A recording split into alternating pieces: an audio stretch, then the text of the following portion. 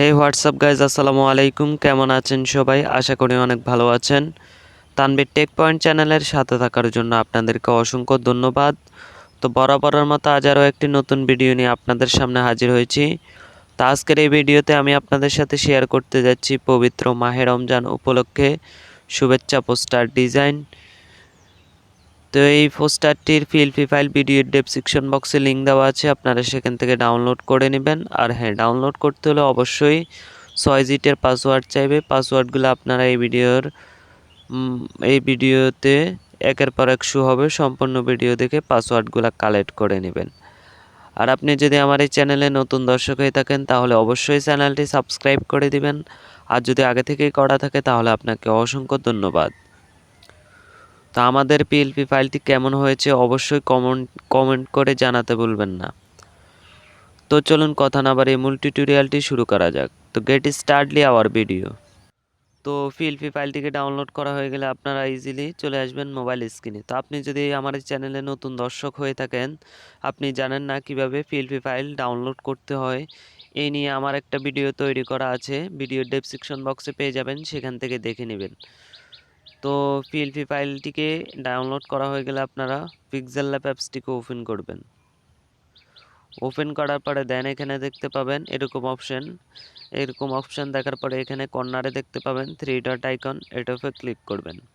তারপরে এখান থেকে এটার উপরে ক্লিক করার পরে এখানে ওপেন হবে অনেকগুলো অপশন, তার মধ্যে আপনারা ওপেন পিএলপি ফাইলকে সিলেক্ট করে নেবেন। তো তারপরে এখানে কোণার মধ্যে দেখতে পাবেন পিএলপি ছোট্ট করে ইংলিশে লেখা, এখানে ক্লিক করবেন।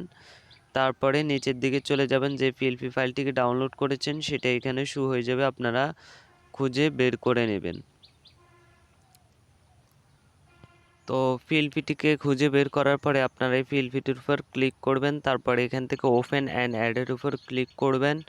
তারপরে এখান থেকে একটু ব্যাগে চলে যাবেন। তো দেখুন পিএলপি ফাইলটি ওপেন হয়ে গেছে। তো পিএলপি ফাইলটি ওপেন হওয়ার পরে এখান থেকে আপনারা আপনাদের মন মতো করে যেভাবে পারেন কাস্টমাইজ করে নেবেন। তো আমি আপনাদেরকে একটু দেখিয়ে দিচ্ছি।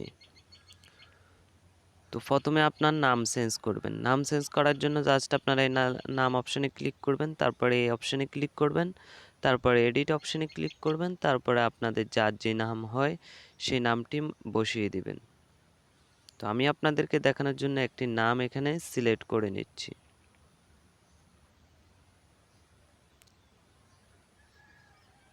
তো আমি এই নামটিকে সিলেক্ট করলাম, তারপরে এখান থেকে ওকে অপশনে ক্লিক করব, তারপরে এই অপশনটাতে ক্লিক করে এটাকে মাই সেন্টার করে নিব, তারপরে এই অপশনটাতে ক্লিক করব, একটু নিচে নিয়ে আসব। তারপরে এখান থেকে আপনার যার যে পদবি হয় সেই পদবিটা এখানে দিয়ে দিতে পারেন। তারপরে লেখা হয়ে গেলে আপনারা এখান থেকে অপশনে ক্লিক করবেন, তারপরে এখানে ক্লিক করবেন, মাই সেন্টার করে নেবেন। তারপরে এখান থেকে আপনার ছবি সিলেক্ট করার জন্য জাস্ট লেয়ার অপশনে ক্লিক করবেন। তারপরে আমার আগের যে ছবিটা আছে এটাকে ডিলিট করে দেওয়ার জন্য এই ডিলিট অপশনে ক্লিক করবেন। তারপরে এখান থেকে প্লাস আইকনে ক্লিক করবেন, ফ্রম গ্যালারিতে ক্লিক করে ব্যাকগ্রাউন্ড রিমুভ করা একটা সুন্দর একটা ফটো এনে এখানে বসিয়ে দিবেন। তো আপনি যদি নতুন হয়ে থাকেন কিভাবে এক ক্লিকে ব্যাকগ্রাউন্ড রিমুভ করতে হয় আপনি জানেন না, এই নিয়ে আমার একটা ভিডিও তৈরি করা আছে, আপনারা দেখে আসতে পারেন, ভিডিও ডেসক্রিপশনে লিঙ্ক দেওয়া আছে। তারপরে ফ্রম গ্যালারিতে ক্লিক করবেন, আপনার পছন্দ মতো একটা ছবি সিলেক্ট করবেন। তো আমি এই ছবিটাকে সিলেক্ট করলাম, সিলেক্ট করার পরে এখান থেকে টিক মার্ক অপশনে ক্লিক করব, তারপরে এটাকে সুন্দর মতো বসিয়ে দেব।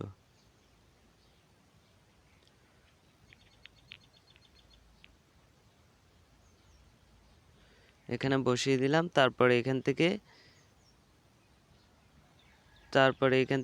লেয়ার অপশনে ক্লিক করবেন, এটাকে ধরে সবার নিচে নিয়ে আসবেন।